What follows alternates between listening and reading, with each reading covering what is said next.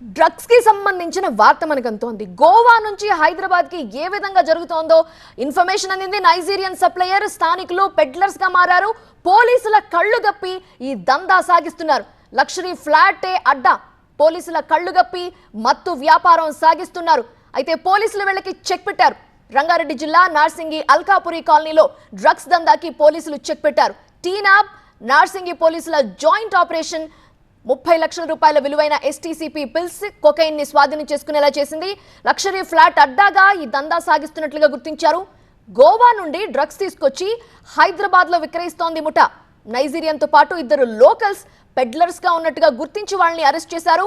Nigerian wisdom ఒనేకా, మణికొండకు చెందిన గోపి శెట్టి రాజేష్, పశ్చిమ గోదావరికి చెందిన వీర్రాజుని అదుపులోకి తీసుకున్నారు పోలీసులు. నకిలీ పాస్పోర్ట్ తో వచ్చిన నైజీరియన్ కేటుగాడు హైదరాబాద్ ని అడ్డాగా చేసుకుని దందా సాగిస్తున్నాడు. నిందితులను పోలీసులు విచారించారు. అయితే సంచలన విషయాలు వెలుగులోకి వచ్చాయి. మొయినాబాద్ పరిధి అజీజ్ నగర్ ఫామ్ హౌస్ లో మే 29 నిర్వహించిన రేవ్ పార్టీకి డ్రగ్స్ సరఫరా చేసింది ఈ ముఠానే. మే 31న మంగళగిరిలో ఫణిరాజ్ అనే వ్యక్తికి 15 గ్రాముల కొకైన్ కూడా సరఫరా చేసినట్లుగా గుర్తించారు. ఈ ముఠా నుండి డ్రగ్స్ కొన్న వారిని ఇప్పటికే పోలీసులు గుర్తించి ఆ నెట్వర్క్ ని ఛేదించే పనిలో ఉన్నారు.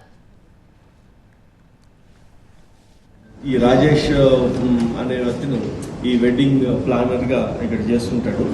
ఈ రాజమండ్రికి చెందిన వీర్రాజ్ అనేవాడు రియల్ ఎస్టేట్ చేస్తుంటాడు.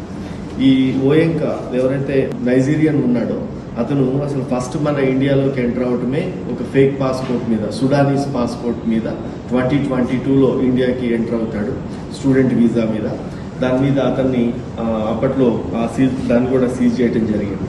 తర్వాత గోవా వెళ్ళిన తర్వాత ఈ డ్రగ్ వాళ్ళతో కాంటాక్ట్లోకి వచ్చి ఇంకొక నైజీరియన్ పాస్పోర్ట్ కూడా తీసుకోవడం జరిగింది.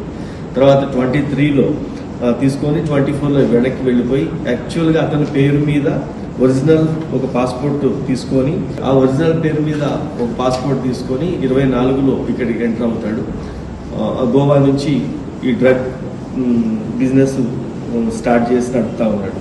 యాక్చువల్గా బూచి అనే వ్యక్తి అతను కూడా నైజీరియానే, బయట ఉంటాడు.